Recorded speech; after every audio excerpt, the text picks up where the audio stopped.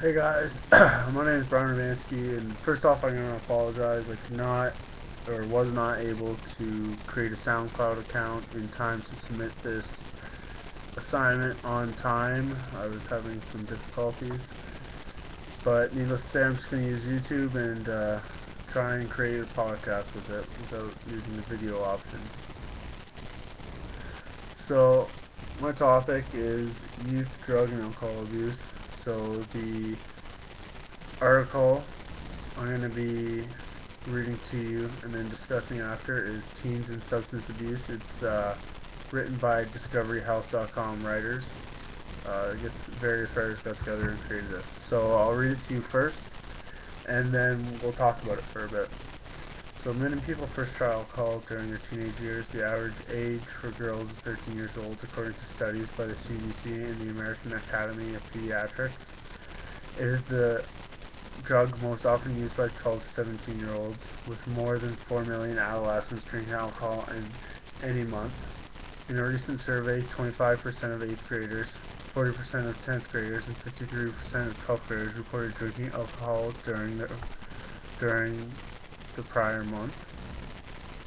Although most parents think peer pressure is the main reason teenagers drink, 79% of teens say they drink to get drunk or because it feels good.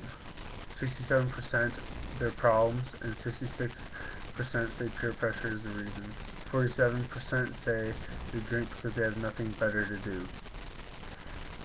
The prevalence of alcohol use among teens, mixed with the effects of alcohol, a tendency toward risky and violent behavior, impaired judgment, and slowed reaction time, help explain why alcohol is a major factor in teen motor vehicle crashes, homicides, suicides, and drowning.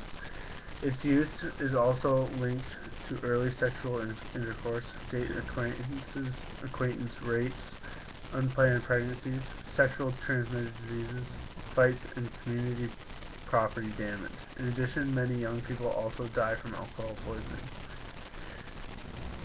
Binge drinking, which is the consumption of 4 or more drinks on a single occasion within the past 2 weeks, is a major problem in our college campuses.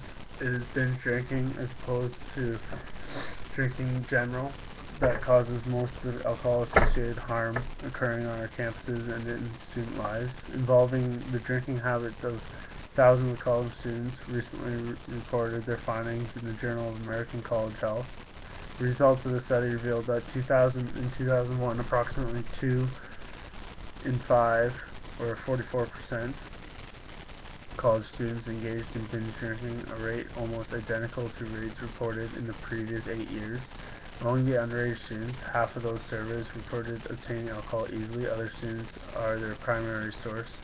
Since 1993, the use of fake identification cards to obtain alcohol legally has declined, whereas the role of parents as providers for alcohol to underage students has increased. In addition, a sharp rise from 5.3% in 1993 to 11.9% in 2001.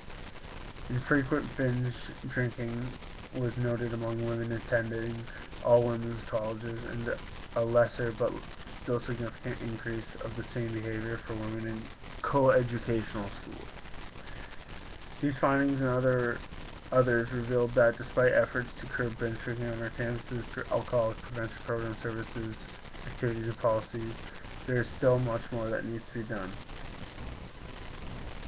So that was a pretty loaded article. There's a lot of things to take away from it. I guess the first thing I found interesting was the statistic that 25% of 8th graders and 40% of 10th graders reported drinking alcohol during the prior month. I guess my main question surrounding that is I find it interesting that an 8th grader can get a hold of alcohol, and that's even on his mind or her mind to get drunk and binge drink at that age. But obviously there are people that have ways of getting alcohol at that age if it occurs as often as they say. But needless to say, that needs to be reduced, and